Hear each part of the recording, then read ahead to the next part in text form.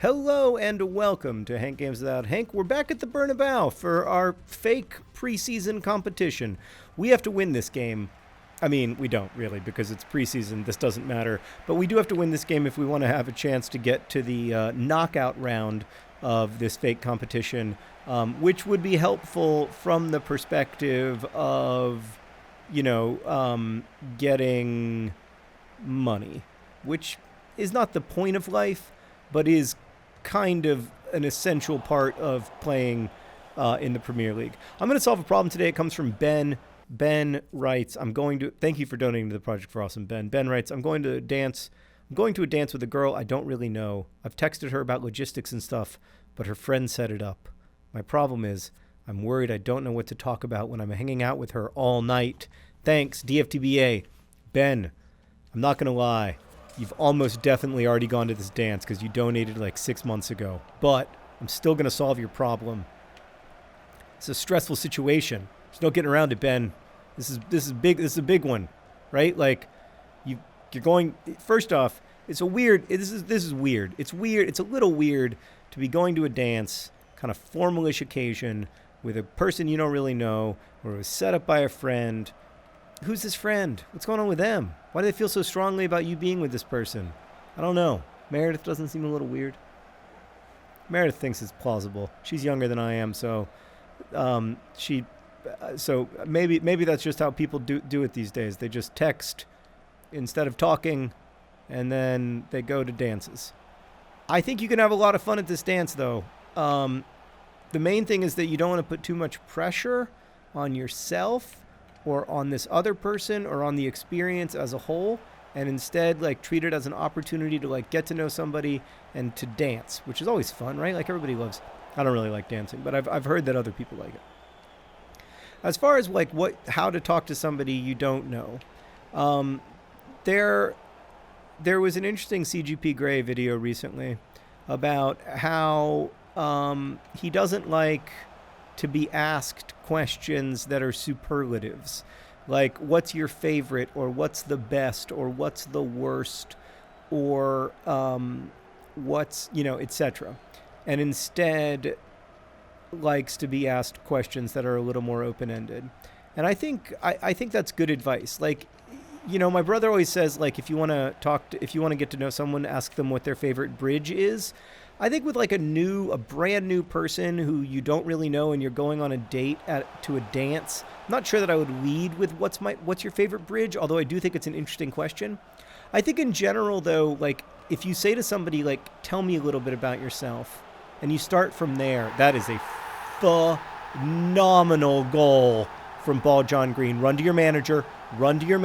Where is he? Don't celebrate with Alfie Egan? What about me? What about Mr. Managerino? All right, well, I'm happy that you're celebrating with the substitutes anyway. It's important that they feel included. But that was a great ball, though. It was a good finish. I liked everything about that goal. And I think that Ball John Green has scored 100% of our goals in the Champions League International Cup made-up competition, Cuppity Cup. If you ask someone questions about themselves and you show real interest in them and you ask somehow they missed. And you ask follow-up questions, they will like you. I mean, they may not want to be in a romantic relationship with you, but they will like you because, especially, I'm imagining that you're young, Ben. I'm imagining that you're in middle school or high school, and nobody ever asks questions in middle school, especially. Nobody ever asks anybody else questions. Oh, God, we've given up a goal. Nobody ever asks somebody, if you show real interest in another person and not make the conversations with them about you. One of the hardest things when I was young was understanding in a deep way that other people just didn't in the same way that I was obsessed with myself, other people were obsessed with themselves. When I was making everything about me, I was doing both myself and other people a disservice because, a lot of times, people like to People like to talk about themselves. They like to be able, when it's someone that they feel like they can trust, they like to be able to have, big conversations where like you get to confide in someone. And so to me, like the sign of a good like time, and maybe this makes me a little weird, but the sign of a good time for me is like when you end up talking about the meaning of life with someone, like where you can begin from a place of like, hey, like what kind of stuff are you into? And whether they're into, going to church every Sunday or they're into the Avengers, you can like kind of use that conversation to like as a way to talk about them and their experiences of the world and like what they're passionate about and what their dreams are for themselves. And like if you can talk about that stuff, like it's so much for me at least, like life just is so much more interesting and more fun than if you just like say like, oh, like The Office is really good. And I mean The Office is really good, it's just not that interesting to talk about. So yeah, I would encourage you, instead of like talking about favorites and are you into this or that, to try to talk about like, who you are as a person, what you want from the universe, like what you think the universe is, whether the universe is predisposed toward an interest in life or not, that kind of stuff. Is that too deep, Meredith? Is it better to keep it casual? Maybe start casual. Listen, Ben, I was terrible at this stuff when I was a kid. I just wrote an essay for the Anthropocene Reviewed about my prom experience, which was actually not a prom experience. It was a homecoming date experience that I misremembered. But, my main memory of that is just having absolutely no idea what to say every single second of the evening. Like, there's a lack of, like, I had this, like, huge, tremendous lack of confidence when I was a kid. So I never knew if what I was saying was the right thing. But of course, like, it was fine. It was always fine. I was always overthinking it, but I still am overthinking it is the problem.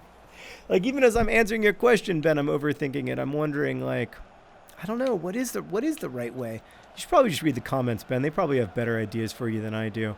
It is really, it's just such an uncomfortable thing to like be thrust into like a quasi-romantic situation with someone you don't really know at a time in your life when you're like not you're not like expert in romantic situations yet. Like that's not, that's just not your scene.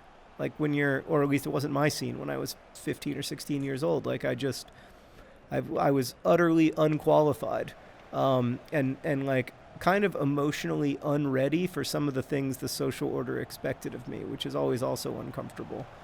John Green taking a shot from way outside because why not? And the answer is the reason why not is because it doesn't work.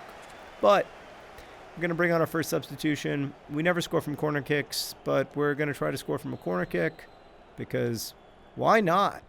And we didn't. Maybe that goes out for a Wimbledon throw-in, though? It does. Okay. So we get a chance to regroup here and think through what we want to do. We found the open space. Found the open space again, but then John Green is getting... if you're not going to be able to do that, John Green, I'm not sure you are worth $150 million to me. So that's one of the big questions I want to ask you, Ben, is do I sell one of the John Greens for $150 million and try to beef up the squad... Oof. Or do I keep the John Greens because they're overwhelmingly my best players and deal with a squad that has some weaker links, like, for instance, not having a left midfielder? But is it even a problem to not have a left midfielder when you've got a superstar central midfielder like Liam Trotter? I'm sorry, I couldn't finish that sentence without laughing. Yeah. I don't know. I don't know if you sell a John Green and you try to... I don't know if you can even spend $150 million in FIFA. The thing is, the John Greens are on such low wages relative to their quality because they love Wimbledon so much. It's hard to think of like how you can replace them. Get in. Shoot the ball. Oh, great goalkeeping. Goodness gracious. We almost had the goal that we desperately needed in order to make our way into the semifinals of this competition. Oh, it's cleared off the line.